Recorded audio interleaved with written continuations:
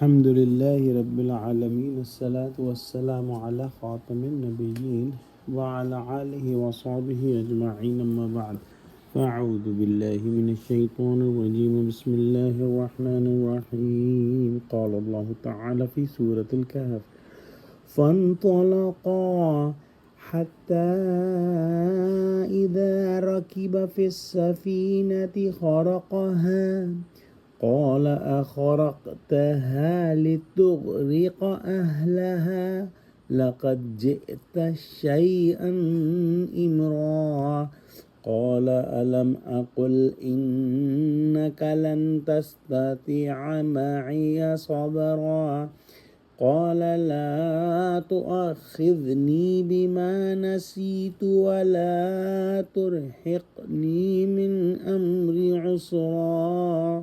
ترجمہ: تو دونوں چل پڑے یہاں تک کہ جب کشتی میں سوار ہوئے تو خضر نے کشتی کو پھاڑ ڈالا۔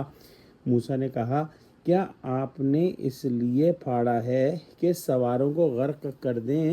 یہ تو آپ نے بڑی عجیب بات کی۔ خضر نے کہا، کیا میں نے نہیں کہا تھا کہ تم میرے ساتھ صبر نہ کر سکو گے؟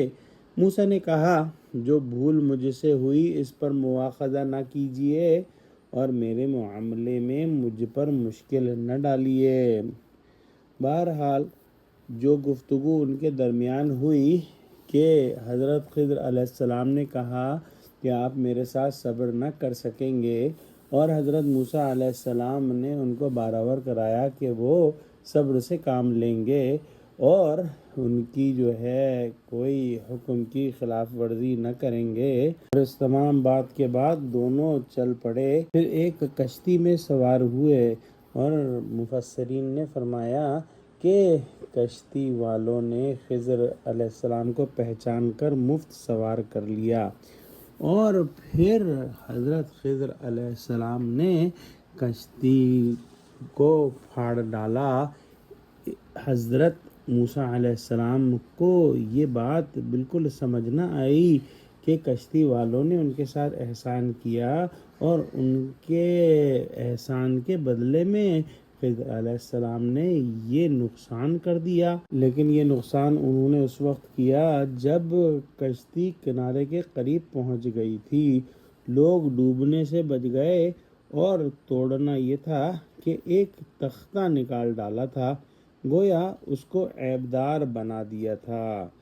حضرت موسیٰ علیہ السلام سے رہا نہ گیا اور انہوں نے پوچھ لیا کہ یہ آپ نے کیا کیا؟ کیا اس سے آپ کی غرض سواروں کو غرق کرنا ہے؟ یہ تو بڑی عجیب بات کی۔ خضر علیہ السلام نے ان کو یاد دلایا، کیا میں نے آپ سے نہیں کہا تھا کہ آپ میرے ساتھ صبر نہ کر سکیں گے؟ اس پر موسیٰ علیہ السلام نے ان سے معذرت چاہی اور کہا کہ اگر بھول چوک پر بھی گرفت کرو گے تو میرا تمہارے ساتھ رہنا مشکل ہو جائے گا۔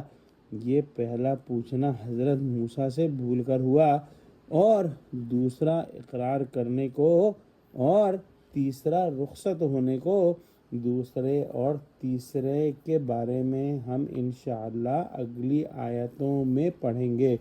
دعا کرتے ہیں کہ اللہ سبحانہ وتعالی ہم کو قرآن کا فہم عطا فرما، ہم کو سچوں سے جوڑے اور ہم کو صراط مستقیم پر قائم فرما دے۔ یا اللہ مسلمانوں کی مدد کر، مسلمانوں کو متحد فرما، آمین۔ وآخر دعوانا ان الحمد للہ رب العالمین۔ السلام علیکم ورحمۃ اللہ وبرکاتہ۔